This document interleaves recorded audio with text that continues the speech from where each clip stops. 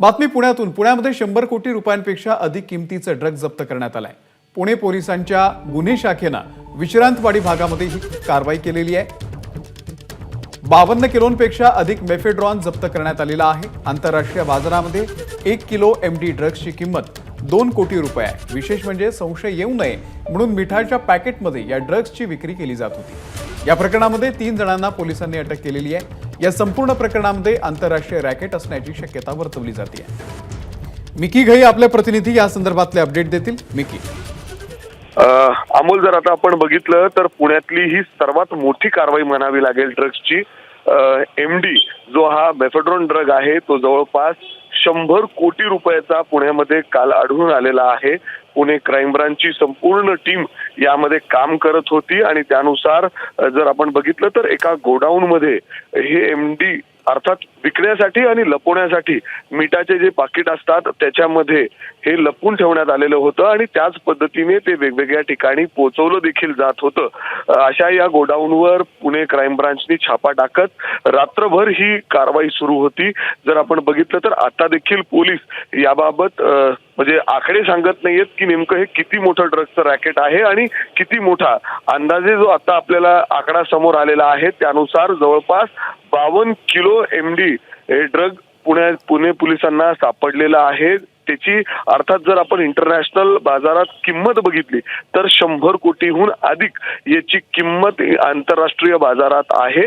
जर आपण बघितलं तर सगळ्यात मोठी कालच पुणे पोलिसांना जवळपास 2 किलो एमडी ड्रग सापडलेलं होतं। त्याची स्वतः पोलीस आयुक्तांनी पत्रकार परिषद घेऊन ते संदर्भातलं सांगितलं होतं। इंटरनॅशनल रॅकेट देखील समोर होण्याची संभावना आहे। मात्र त्यामध्ये जे 3 आरोपी अटक करण्यात आलेले होते त्यांच्याकडूनच ही माहिती मिळाली होती की हे ड्रग्ज आणखीन या गोडाऊन मध्ये जे मोठे मोठे पत्र्याचे गोडाऊन्स आहेत त्या ठिकाणी मिठाचा मोठा साठा करण्यात आलेला आहे। तिथंच हे ड्रग्ज लपून ठेवण्यात आलेले आहेत आणि तिथं जेव्हा क्राईम ब्रांचने छापा टाकला तिथं ते हे मिठाचे पाकिटमध्ये हे एमडी ड्रग त्यांना सापडून आलेला आहे। ते टेस्टिंगसाठी लॅबमध्ये पाठवण्यात आलेला आहे। परंतु याची किंमत जर आपण बघितली तर 100 कोटीहून अधिक रकमेचे हे ड्रग्ज आहेत। आताच आपल्याला माहिती आहे की ललित पाटील प्रकरणामध्ये ज्या पद्धतीने एमडी ड्रग पुण्यामध्ये येत होते पुणे पोलिसांनी मोठी कारवाई केली आणि त्यानंतर आता पुन्हा एकदा जर आपण बघितलं तर अशा पद्धतीने 100 कोटी रुपयाचे ड्रग्ज पुण्यामध्ये या ठिकाणी मिळालेले आहेत। आणि यामध्ये आता कोण आहे, किती मोठे हे रॅकेट आहे, कुठं कुठे हे नक्की जात होते, कुणाला पोचवत होते, खरंच ह्याचं प्रोटेक्शन कुठं होतंय हे पुणे पोलिसांची क्राईम ब्रांच आता याचा तपास घेणार आहे। यासाठी पुणे पोलिसांची जी क्राईम ब्रांचचे पथक आहेत ते दिल्लीच्या दिशेने रवाना झालेले आहेत, मुंबईच्या दिशेने रवाना झालेले आहेत आणि इतर राज्यांमध्ये देखील पुणे पोलिसांची क्राईम ब्रांचची टीम या ठिकाणी गेलेली आहे। जर आपण बघितलं तर खूप मोठ्या प्रमाणात पुणे शहरात ड्रग्ज येत आहेत हे यातून स्पष्ट झालेलं आहे।